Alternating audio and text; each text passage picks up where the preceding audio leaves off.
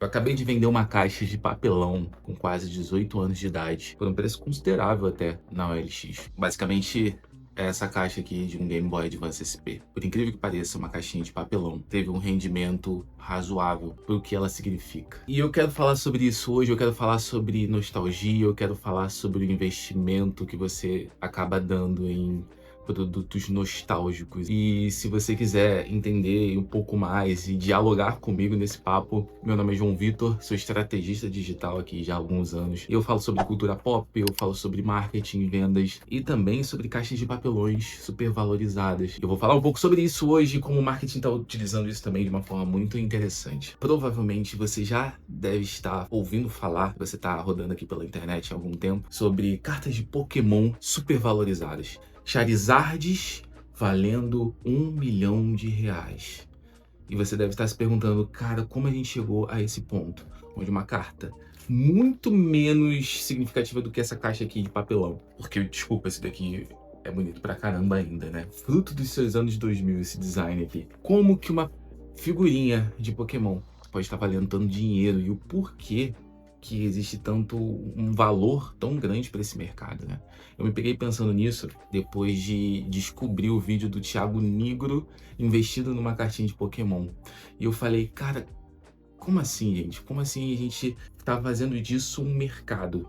Porque ele investiu nessa carta para tentar lucrar em cima dela. E o pior, o que a cabeça fica pensando é, tem gente para comprar. E eu entendo como um cara de 34 anos que existe. Eu gosto dessa questão do saudosismo, eu gosto da parada retrô, eu gosto das lembranças que isso traz. Por isso que talvez eu não tenha jogado a caixa do Game Boy fora, né? Mas aonde a gente chegou em pagar US$ 1,5 milhão por uma carta de Pokémon? E como isso é interessante quando a gente traz para o dia de hoje, vendo que existem diversas empresas apostando na nostalgia e apostando firme. Apostando firme. Se você tem mais de 30 anos, você lembra muito sobre essa caixinha aqui de pasta de dente. A Sorriso, ela fez uma edição especial com a marca Colinos. Cara, isso aqui é sensacional, porque eu lembro bem da propaganda, né, da Colinos.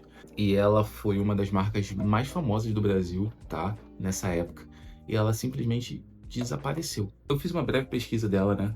A Colinos, ela nasceu ali em 1908, criada pelo dentista Newell Jenkins. A marca, ela se espalhou pelo mundo, tá?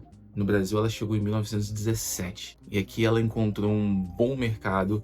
Foi uma das marcas de pasta de dente mais vendidas do país. Teve campanhas de TV, merchandising pra caramba. E essa identidade visual que eu acho fortíssima, muito amarela, assim, né? Bem anos 80/90.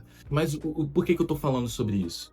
Como que uma empresa, ela aposta numa marca que, cara, já não existe mais há alguns anos, muitos anos, eu boto 2 décadas aí. Por que uma empresa apostaria nisso? Entendendo que o mercado, lógico, tá indo para esse lugar de apostar em nostalgia. A gente tá vendo isso, vamos colocar em Hollywood, por exemplo. Diversos produtores de conteúdo corroboram com a questão de que Hollywood não tem mais a criatividade, ela só pega franquias, receitas já prontas e aplica um número 2, uma continuação, um parte 3, parte 4. Elas trazem de volta aquilo que deu certo. Isso gera alguns fãs raivosos quando fazem coisas tipo Matrix 4, mas isso gera também dinheiro, bilheteria, isso gera lucro para esses estúdios. E é inegável, quando a gente fala sobre isso, de que se tá dando dinheiro, a gente vai replicar. Eu não vou ser hipócrita, você também não vai ser hipócrita. Nós vamos replicar aquilo que tá dando certo. E é isso que acontece geralmente quando a gente pega uma marca apostando em estratégias nostálgicas, trazendo uma estratégia de usar algo que já passou, algo que foi muito forte em outras décadas e traz para o momento atual. Lembrando que, agora já trazendo um pouco do ponto do Pokémon, que o público que era criança nessa época, hoje já é um público adulto, todos eles já trabalham, muitos deles são frustrados e eu assumo aqui a minha parte nisso. Porque é uma marca que é absurda, ela conversa comigo ainda, o João pré-adolescente, ela conversa com meu sobrinho, então a gente ainda troca quando ele mostra as figurinhas dele, quando eu dou de presente as figurinhas dele, ele mostra os Pokémons, ele percebe que eu reconheço das gerações iniciais, mesmo não sabendo muita coisa sobre as de hoje, mas ele sabe que eu me interesso, ele sabe que eu gosto, isso acaba unindo.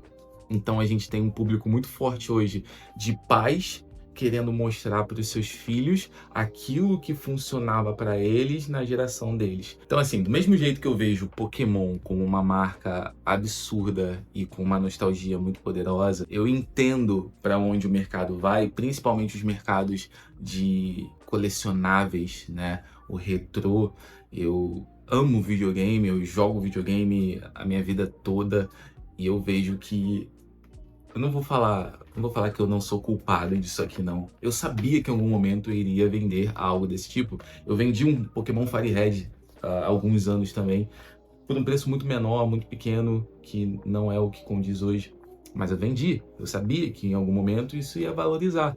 Então a pessoa que compra uma carta de Pokémon, sabendo que ela pode ter lucro, quem sou eu para julgar, correto? É sobre conectar as gerações, né? Quando um pai, por exemplo, apresenta para o filho aquilo que fez parte da infância dele, é fazer com que a marca aumente o seu reconhecimento, porque provavelmente quando ela está focada em um público-alvo só e ela quer expandir ou escalar de alguma forma e tenta trazer outros públicos junto, é uma boa estratégia você apostar numa nostalgia. E aí, pegando esses exemplos e trazendo para o cenário de uma pequena, média empresa, como a gente consegue introduzir isso no marketing e vendas, eu lembrei de um conceito que eu li em um livro, acho que foi do Kotler, falando sobre essas estratégias de retenção, de LTV, onde você inclui colecionáveis dentro dos seus produtos para fazer com que a sua marca seja lembrada mais facilmente e o compartilhamento delas seja muito mais eficaz. O Gary Vaynerchuk, ele falava muito sobre isso há algum tempo, sobre os NFTs, né? Como você pode armazená-los e começar a trazer como coleções e adicionar a sua marca, entendendo que eles vão ser colecionáveis e que no futuro vão valer dinheiro, assim como as cartas de Pokémon. Então existe um oceano azul ainda para explorar um pouco sobre a nostalgia, começando até mesmo de agora. Então, a sua marca, ela pode criar produtos, ela pode criar colecionáveis para fazer com que exista uma comunidade em volta disso e a sua mensagem acabe se propagando, né, de uma forma estratégica, para que no futuro isso vire um colecionável. Ele também tem muito vídeo falando sobre isso, né? Então é isso. Se fez sentido para você, não esquece de comentar aqui o que você acha, a sua opinião. Eu quero muito saber de você, se você concorda, se você discorda, se você não gostar. Fique à vontade para deixar o seu dislike, tá tudo bem. E se fizer sentido para você e agregar na sua vida de alguma forma, não deixe de me seguir.